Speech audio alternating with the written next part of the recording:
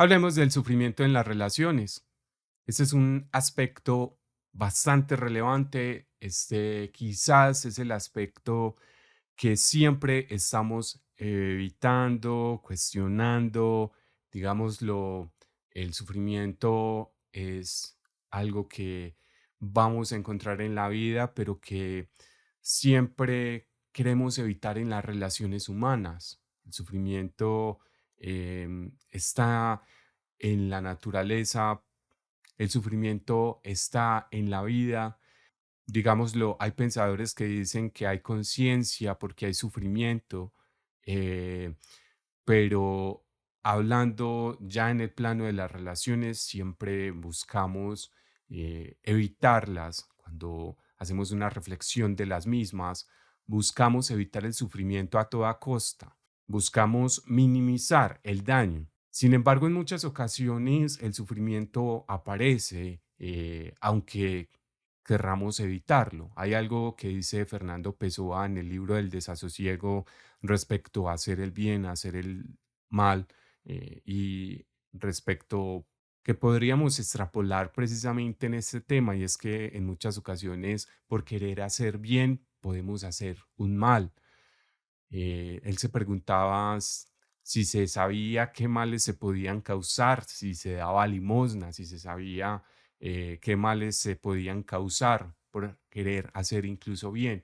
Entonces, el personaje, digámoslo, es un personaje, porque no es Fernando Pessoa propiamente dicho, es uno de sus heterónimos, se decía que se abstenía tanto de hacer el bien como del mal. En ese caso, podemos partir de esta reflexión. Sin embargo, en las relaciones humanas es necesario pensar, reflexionar en qué momentos podemos terminar haciendo un daño por querer hacer bien. Entonces, Armand partía del principio de que se debería evitar a toda costa hacer sufrir o sufrir uno mismo. En este caso podríamos partir de esa moral del sacrificio, hacer esa crítica de que no deberíamos estar completamente dispuestos a todo por una persona, cuando incluso podría hacernos daño, violentarnos, etcétera, etcétera. Tampoco deberíamos estar en pro de hacerle daño a la otra persona.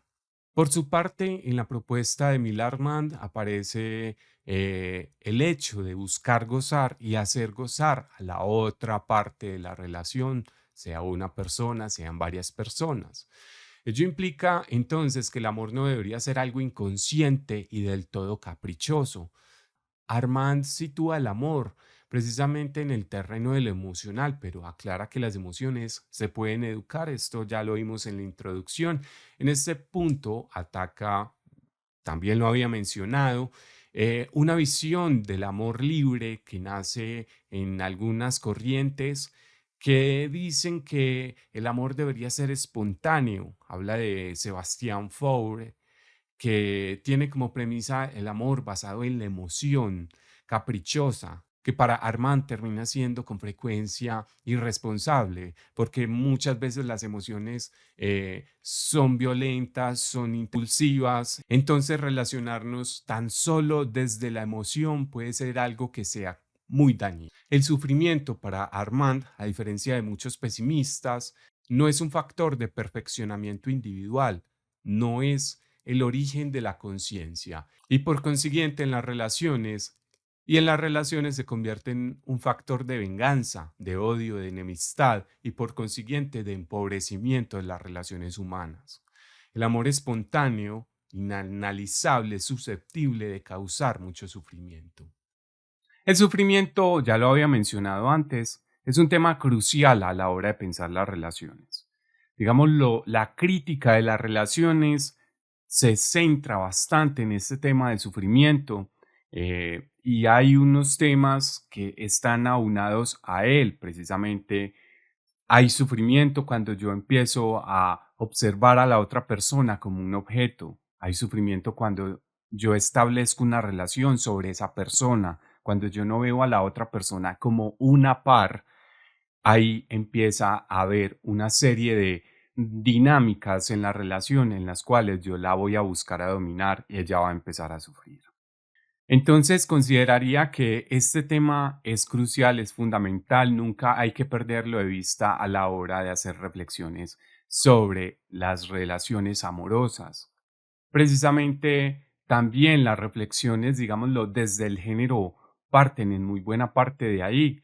Armand, si bien no podríamos decir que era un feminista, como individualista, anarquista, hizo una serie de reflexiones respecto a que las mujeres eran tratadas con mucha frecuencia en el matrimonio como si fuesen objetos, como si fuesen esclavas, como si fuesen, incluso él lo menciona de esta manera, la mujer en el matrimonio es tratada como una prostituta, debido a que hay una relación que en muchas ocasiones partía de lo económico, había una relación económica, entonces la mujer estaba presta para el hombre debido a esa relación económica.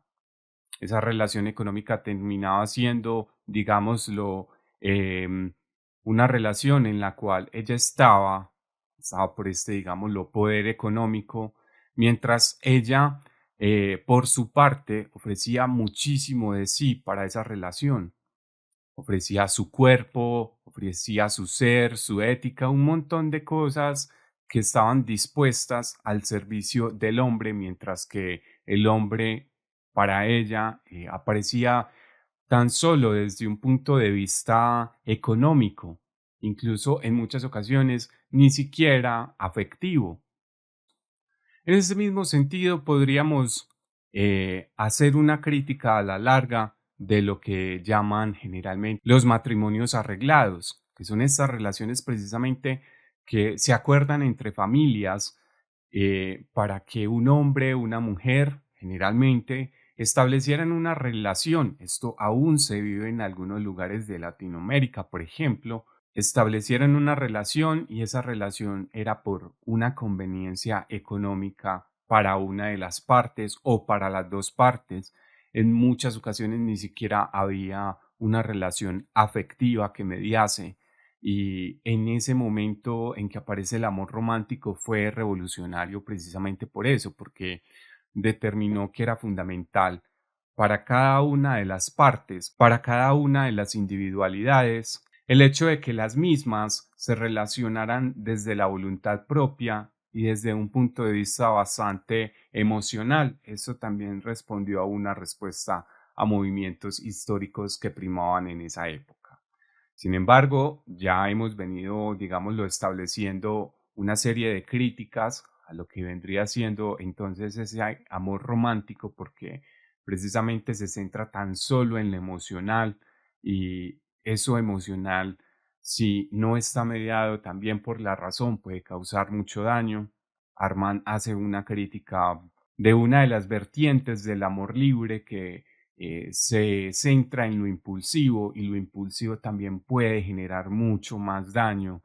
Entonces, digámoslo, el sufrimiento, si bien no vamos a estar exentos completamente de él, sí debería primar una reducción de los daños. Esto es algo que ya es mucho más ético y mucho más realista porque el sufrimiento ya he venido reflexionando sobre él, ya he mencionado varias veces, nunca lo vamos a suprimir, incluso aunque querramos evitarlo.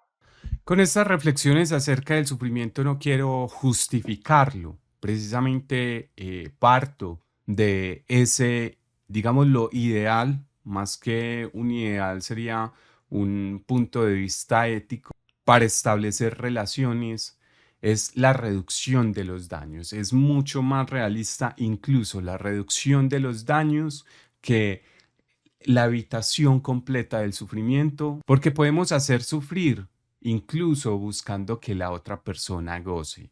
Entonces, los asuntos éticos son bastante complicados, son bastante dilemáticos, son bastante em, que hacen reflexionar y son bastante, en muchas ocasiones también subjetivos. Por eso es importante la comunicación, por eso es importante establecer acuerdos, convenios, estar en constante retroalimentación incluso y estar en constante destrucción de lo que y estar incluso en constante crítica de la forma en que nos relacionamos y en una nueva construcción de eso que somos, porque nuestro ser no es un ser acabado. Nuestra vida es algo que no se termina y podemos estar constantemente evaluando lo que somos, reevaluándonos, construyéndonos. El ser es algo que se puede seguir construyendo hasta que se acaba. Para el ejercicio de escritura de ese apartado quisiera plantearles cómo conciben el sufrimiento en sus vidas, cómo lo conciben en las relaciones y qué relación han tenido con el sufrimiento. Han estado para el otro hasta anularse a sí mismos y qué límites pondrían en nuevas relaciones. Vale la pena también que piensen de una forma ética cuál es esa relación que ustedes tendrían con el sufrimiento en el marco de una relación, tanto de sí mismos como de la otra persona.